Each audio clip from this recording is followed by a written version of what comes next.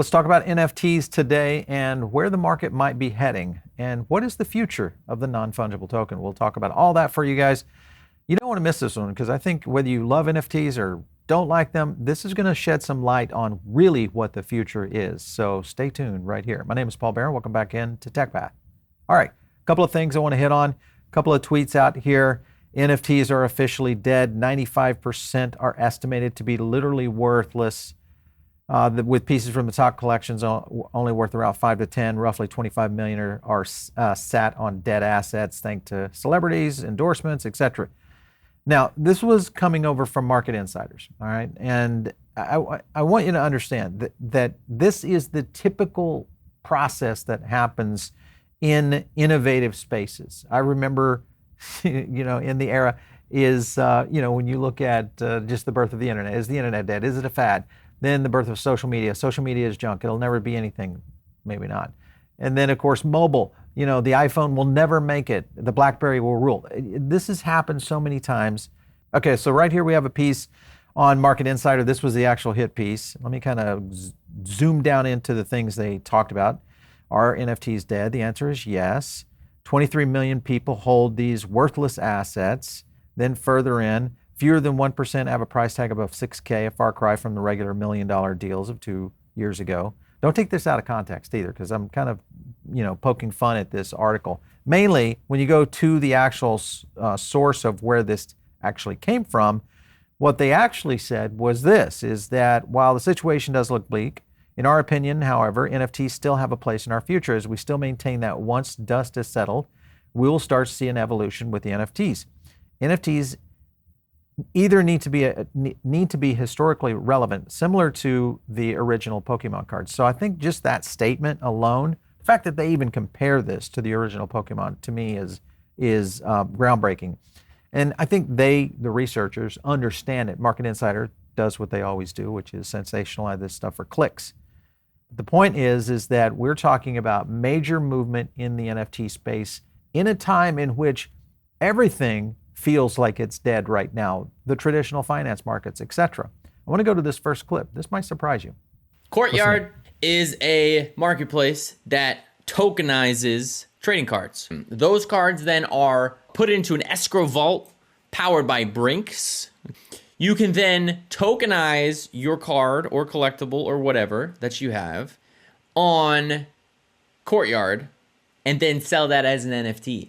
Now, before you hear what you're saying about NFTs, I don't want to hear it. So they just did this drop here that sold out in seconds, literally bought it. This is a $19.99 base set number 10 Mewtwo. Listed for $1,295. Now, if you go to like Card Collector and eBay and all that stuff, you'll see these prices are pretty much the same.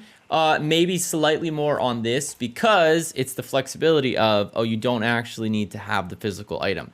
If you want to claim this item, you can go through and you go here and then you say, I actually want this, I want this real card. Like I want to put this card behind me on the wall so everyone can see.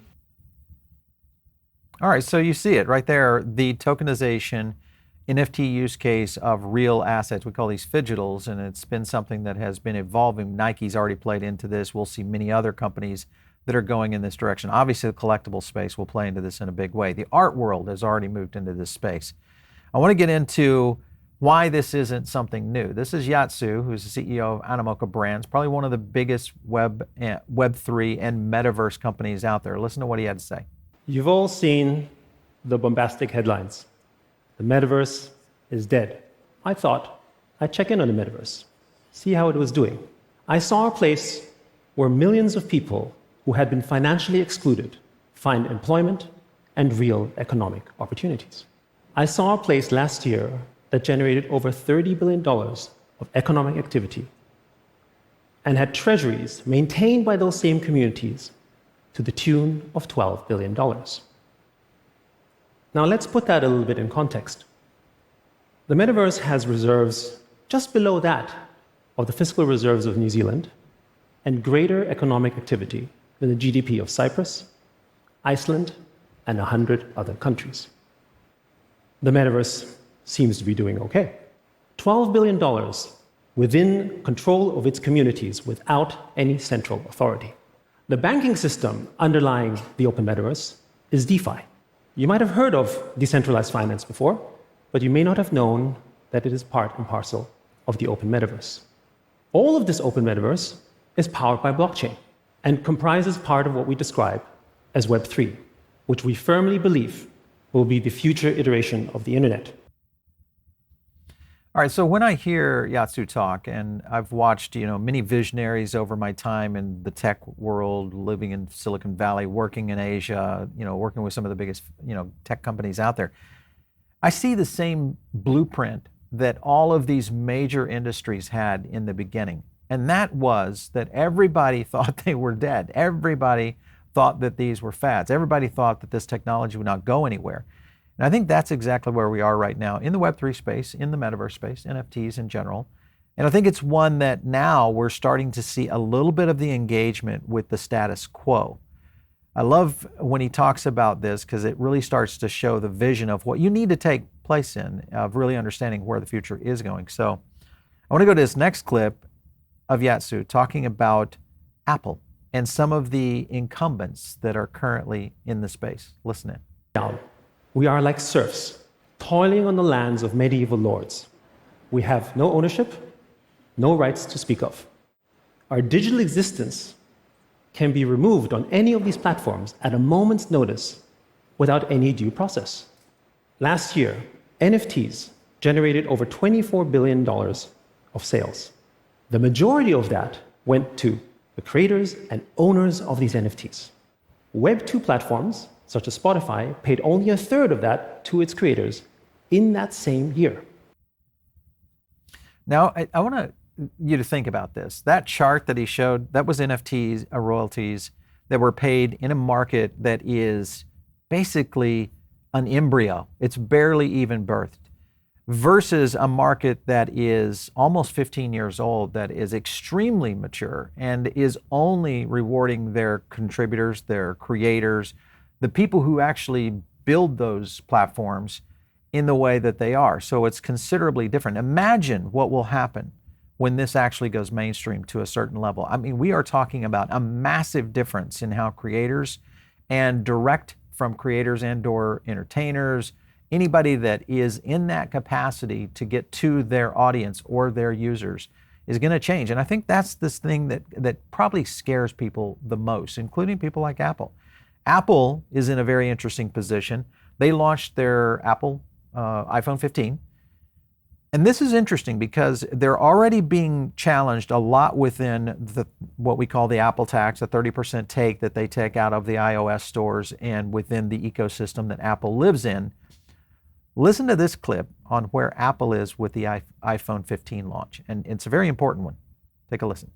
And this is for the iPhone 15. The doors are about to open. We hear the cheering. And here's Tim Cook. He's right behind the doors. We might be able to see him right now. And look, these are the customers, Becky, that are going to be buying those iPhone 15 Pros anyway. What Tim Cook really needs is the rest of the country to really get in on that, because smartphone demand has fallen quite precipitously. They need to sell those more expensive phones to return Apple to that top line growth after 3 quarters in a row of declining sales. There he is. The door was locked. All right, so a nice prop up there by Apple. They were trying to get, first time I've seen Tim Cook at an iOS or a Apple launch, especially around an iPhone. But this is an important phone for them. The problem is that they've increased the price of the phone, and you've already seen the data coming in on falling smartphone sales. So that in itself, plus more heated competition, the fact that they aren't innovating, the fact that gaming will most likely start to shift off of the Apple devices and maybe more onto some of these others. Now, granted, there's some cool things with the new iPhone 15. I've been looking at the camera scenario, some of the things they could play into. So there is a window here where Apple could get into the game, but I just don't know that they will. I think they are so set in Web 2 that they're not really ready for the future of where this is going. Now, how does this play into the actor strike? Because this is a big part of where NFTs will be going. And of course, mobile will be a big part of that. Listen to this next clip right here. Breaks it down a little bit for you.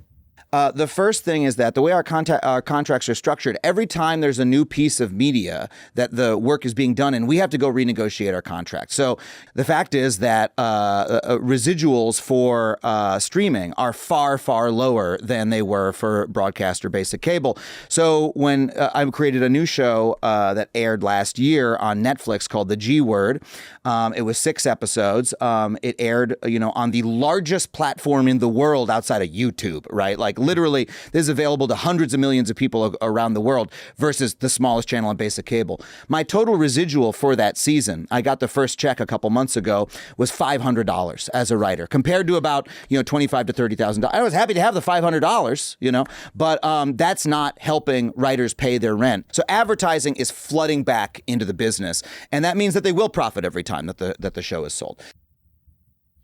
So I think there's some things that play here because when you look at the creators overall and you look at the platforms in which these creators kind of populate, and he mentioned Netflix as a good example, but this has also happened on Spotify. It's happened on Apple TV, including all the content going in there. Unless you're at the very top of the ecosystem, you're not getting those kinds of residual payments that typically would play into this. This is where NFTs start to change the game. And I think this is another reason that we'll continue to see more fear in this market until there's a final tech breakthrough or until Web3 changes the way that the entire system works as a whole. And you can't say that this is not going to happen because it's happened before. It's happened before in the mobile market, it's happened before in social, it's happened before on the web. It's going to happen in Web3. Now, a lot of people say there's a lot of fraud and manipulation happening around NFTs and where this goes overall. I want to play this next clip for you. Kind of brings things home. Listen in. Physical space might be in short supply, but that's no matter to Schechter. The negative perceptions of the art world, that it is especially prone to fraud, to con men. Is that true or not? No. It's not. Next question, just kidding. Yeah. It's not uncommon for like somebody to own, let's say 25 or 300 paintings by the same artist, and they would manipulate the price in a public auction by driving the price up through surreptitious bidding, and that would create this public perception of a market higher than it would ordinarily be. And in that case, then you have this, if a painting is $5,000, nobody's interested. When it's $50,000, people will start to talk about it, and when it's a $500,000, everybody wants one. There was one young artist, Lucian Smith, his name is, and he became the poster child for this kind of market speculation and market movement. The first work of mine that was ever purchased at auction, I retailed at $10,000, so I got $5,000. But basically 3 years later, that painting sold for $439,000 US. How much did you get from that? Nothing. What I most love about NFTs are that, as far as I'm concerned, it's the closest thing I've seen to a commercial revolution in the model which art is seen, bought, sold, experienced. I sold 9,000 individual NFTs in an hour less than 2 weeks ago, which my life has not been the same for a day.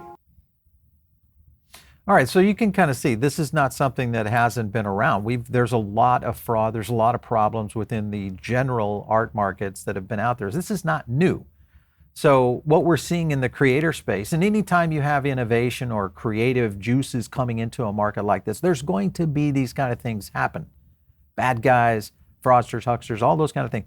What that tells me is that there's something there, because these are the kind of markets that attracts in all of these nefarious types, but it also brings in the greatest creators, the greatest artists, the greatest content creators in the world. And it brings them to a new area that I think are going to be very important. Now, is that all that is happening around this? If you look at some of the other use case scenarios that are playing into NFTs, and there's so many applications right now that are starting to boil up. Loyalty, we'll get into a scenario where you're going to see a lot happening within the retail space, fashion, etc. Here's another one, which is where you're going to see the use of flexibility around NFT tickets. This is TravelX, and I've talked about them before. This is 1 million passengers have experienced the flexibility of NFT tickets, and passengers have already used the NFT ticket as a gift. So this will get into the travel industry. Take some time. Obviously, there's a there's a blockchain behind this, and I want to go over to a clip talking about this? Because to me, this is a huge industry. Another one that would be a good example where NFTs will play a role. Listen to this clip. The travel ticket has been the last financial tool without any secondary market. Finally, we can own our travel ticket, use them as we please, or sell them if we so please. And we want to own, that's my damn ticket, and I can sell it to whoever I want. We don't need to be aided by anybody. Unnecessary intermediaries must be obviated. We shall prevail. If anyone hears from Ticketmaster, take note. He's coming for you.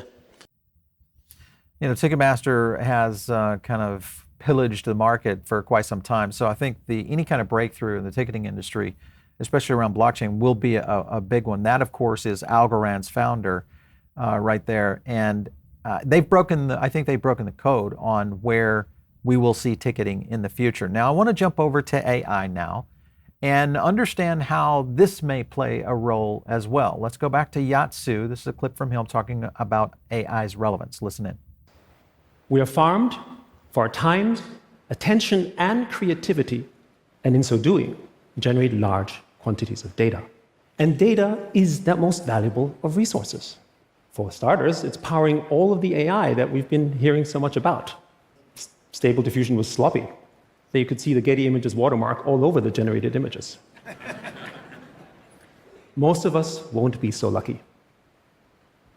Blockchain can help solve the provenance of our digital property and lay the foundation of protecting our rights. Now, he is talking about the security element that would essentially start to break from the problems of fraud, misuse, those kind of things. And the idea behind this, and I think we're still in early stages right now in terms of the ideas that are going to be coming to blockchain, especially around NFTs, around digital ownership. And that means everything. Tokenizing the world is a real potential here. The real question will be just how far does it go? So I want to go to this next clip here because this is talking about how AI and the actor strike have all started to kind of come together and what kind of impact this might have on the entertainment industry. We talked about travel and ticketing, we talked about gaming, we talked about a lot of different areas. Let's go back and into the entertainment industry. Listen into this clip. The AMPTP proposed that when these actors show up to set, they be paid a half day's or 1 day's wages. They be scanned into an AI or whatever you want to call it, and then the company would own their likeness and performance in perpetuity and could use it in any film until, like, after the actor is dead, right? Now, this is a recipe for, first of all, eliminating an entire profession. Second of all, for making the work worse, right? Like, do I want to watch something where there's, you know, a rom-com with Jennifer Aniston, but there's fucking fake people walking around in the background? I don't think that improves my experience as a theater goer. The only thing that it does is it perhaps allows these companies to save a couple $100 on a background actor. Like, and so can you blame SAG-AFTRA for saying, go fuck yourself? All right, so sorry about the language there, but the point is I think there's some very passionate people that are understanding what kind of impact this is going to have. Now, there is a solution here that could help extend and create a connectivity to how these kinds of tools might be used in Hollywood in the future, and part of that is blockchain. Blockchain being able to get that royalty and be able to track it, create provenance around the future of all sort of creative work. So there's a lot here that if they can come together, because I think there's a little bit of a halfway here. Yes, that's going to happen. AI will be part of Hollywood in a very short period of time. The only thing is, I think there's also an opportunity here to maybe expand on that and possibly even explode the opportunity around creativity. So just stay tuned. It's going to be a very interesting time. Let's go back to Yat Siu. He's talking about utility and NFTs. Listen to what he had to say. A lot of people struggle with Web3 and NFTs because they see the prices at the higher end of things. They look at this Bored Ape and say, how can this be more valuable than this Birkin bag, which is an actual real item? But people don't buy this Birkin bag because they want to put stuff in it. 99% of its value is entirely virtual network effects. upheld by the community of Birkenbag lovers who find them desirable and valuable. Its utility is a very distant second. And if this still feels far-fetched to you, consider this. Last year, the video game industry generated over $100 billion of sales in virtual goods. And the fun fact is that all of the things that they purchased were predominantly cosmetic and whimsical in nature. Just ask your kids what they want for their next presents. All right, so I think this is going to start to roll into a new culture that will start to take place within Web3, the evolution of really the future of collectibles, NFTs, all that. This is the culture where we're about to wage, and part of this will be coming from a new demographic that I think already gets it. They already understand where this is going. To give you an example, here is one of the biggest gamers, in the market right now. This is Dr. Disrespect. Now, of course, he plays a character, but he does a good job. The point is that this video right here, he was invited to play the next best battle royale. This right here is a Web3. It's off the grid. And this video got as much play on a channel from a primary traditional gamer as pretty much any other of his other videos, other than, Starfield, of course. But you look here at how the rest of his videos are doing. This is a very interesting concept in terms of traditional gaming possibly being able to break through into Web3 and what that might look like for the future of gaming, which of course will have a significant amount of NFT use case and also just the ability to get NFTs into these games in terms of digital assets and ownership, because that's the other thing that plays into kind of the future of all of this. All right, so here's a tweet from Adam Charles talking a little bit about the growth of the gaming market outside the US. This, of course, I'll play with mutes on what was happening in Tokyo. This is a Web3 gaming event. And if you look at, one, the amount of people, but also the activity and the number of companies that were involved in this, to me, this is what I'm talking about. This is the potential future of what we should be seeing here in the United States. This should be something that you could see right here in New York or in Miami, really showcasing the future of Web3. What we're seeing in Asia right now is a takeover of what I think is going to be the next evolution here of technology. And unfortunately, we're running around in DC and places like that just trying to figure the tech out. And I feel like we're just, we're so boomers, and versus really what's happening out there in the space right now. It's pretty amazing. I think it's one of those things that we just have to kind of look back and say, is this how it all is really going to start, with the US kind of taking a back seat versus what we did in the birth of Silicon Valley? A lot happening here, guys, for sure. Let's go over to ordinals now. This, of course, just to give you an idea, maybe everybody thought ordinals would slow down. Well, it doesn't look like it's slowed down much. It's continuing to climb, just again, another use case. Then we'll go over here to Metaplex. Of course, this is the compressed Solana NFTs. This is another one that's exploding. So this is just the beginning too, guys. This is in a market in which all of this is pretty much depressed beyond belief because of what we've seen with everything around FTX, all the pressure regulatory-wise, the issues with the exchanges, all the problems on the economy right now, inflation, all the macro pressure, all these things happening, but yet at the same time, this one little market, crypto, NFTs, Web3, is still hanging around. How is that so? How could it be? Well, I think it's going to stick around for quite a while. All right, so an example here, of course, is Coinbase when they launched Base, their own blockchain. On-chain Summer was one of their biggest promotions. This, of course, got into some of the biggest leading brands out there, creators, etc. But you can kind of see just the companies that were involved. This was a very small, I would say a small launch in general, but it ended up being very, very effective. If you just look, here's an example of the total NFTs that were minted, what they were able to do there, total campaign transactions, almost 1 million transactions right there. This is the kind of numbers in a very, very short period of time, again, in a market that is highly depressed right now. So I don't know, guys, but I would love to know, do you think NFTs are dead? Do you think Web3 is dead? Is the metaverse dead? Let some comments down below. If you like these kind of videos, smash the like right now. It does help other people discover maybe what the birth of this new technology era is about to dawn. So make sure and join our Diamond Circle, by the way. get in. It's very easy. We do an additional podcast over there. It's actually a Web3 podcast by Kyle. He does a great job with that. We do it every week. So I think it comes out on Thursdays. And then we do additional content over there. So you get stuff that doesn't come here on the YouTube show. And of course, you can reach me out there on Twitter at Paul Barron. We'll catch you next time right here on TechPath.